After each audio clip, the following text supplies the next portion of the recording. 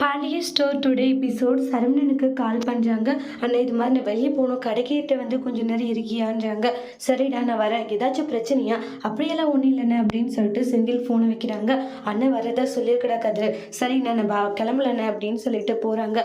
எங்கடா பணத்தை ரெடி பண்ணுறது, நம்ம எப்படியாச்சும் வெயிட் பண்ணி பார்க்கலாம், நம்ம அத்தைக்கிட்ட பேசி பார்க்கலாம் அப்படின்னு சொல்லிட்டு கதிர் நேரம் பார்த்தீங்கன்னா அங்கேருந்து கிளம்பி போகிறாங்க. அதுக்கப்புறம் அவங்களுடைய அத்தைக்குமே கால் பண்ணுறாங்க. உண்மையாகவும் ஃபோன் எடுக்கிறாங்க. என்ன விஷயம், நான் கதிர் பேசுகிறத சொல்ல தெரியுதுன்றாங்க. பணம் ரெடி பண்ணிட்டீங்களா? இன்னும் இல்லை. ஓ அது உங்கள் அப்பாவால் சொல்ல முடியாது, நீ தான் சொல்ல மாட்டேன் உண்மையால் கோவப்பட்டுக்கிட்டு இருக்காங்க.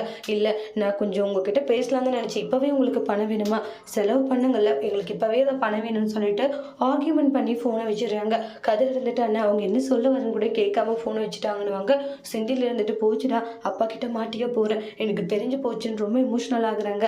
கதிர் இருந்துட்டு அண்ணன் ஏன்னு எல்லா விஷயத்துக்கும் பயப்படுற, கொஞ்சம் தைரியமா இல்லடா, என்னால தைரியமா இருக்க முடியல, நினைச்சாலே ரொம்ப கஷ்டமா இருக்கு அப்படின்ட்டு ரொம்ப எமோஷனலா ஃபீல் பண்ணிட்டு இருக்காங்க.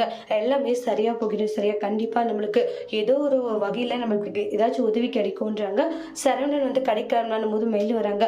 மெயில நீ எதுல வந்து ஆட்டோல இந்த டைம்ல ஆட்டோல அலைச்சல் பற்றி எதுக்காக நீ வந்துட்டு இருக்க சொல்லுவாங்க. மாமா எனக்கு அல்வா சாப்பிட்னு இருக்கு, கடை கூட்டிட்டு போறீங்களான்னு வாங்க. ரொம்ப கம்பல் பண்றதுனால சரவணனும் கடைக்கு கூட்டிட்டு போயிடுவாங்க. அப்புறம் பாண்டி வந்து செந்தில் கால் பண்ணி கடையில் இல்லாத எங்கடா போனேன், அப்ப நானும் கதிர் வெளியே வந்திருக்கோம், கடை அப்படியே விட்டு போவோன்னு சொல்லி திட்டுறாங்க. பணத்தை எடுத்துட்டு வந்தேன், இன்னும் இல்லப்பா இப்பதான் போறேன், சீக்கிரம் எடுத்துட்டு வானுவாங்க.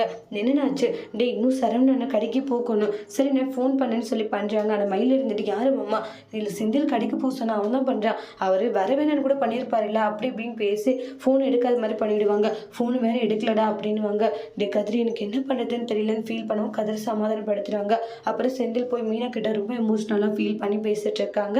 எப்படி இந்த பணத்தை ரெடி பண்ண போகிறாங்கன்னு வெயிட் பண்ணி பார்க்கலாம். தேங்க்யூ.